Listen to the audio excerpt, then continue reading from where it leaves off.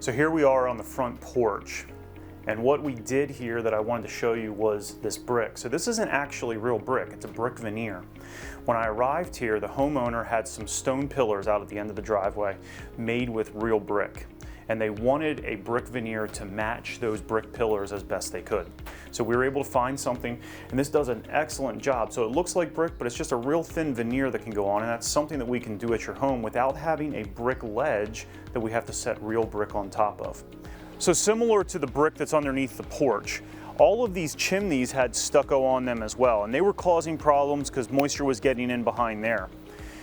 The homeowner again wanted all of this brick to match. So again, this is a brick veneer that's on these chimneys.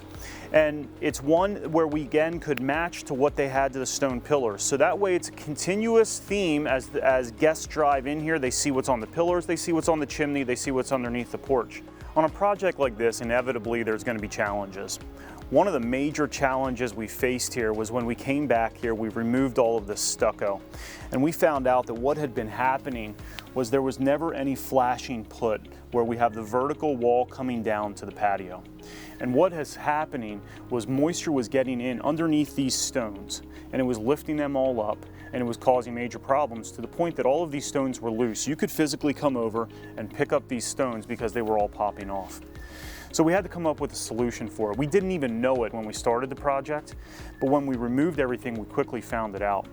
So we had to get a saw that would cut a trench between the house and the patio here in order to flash that correctly.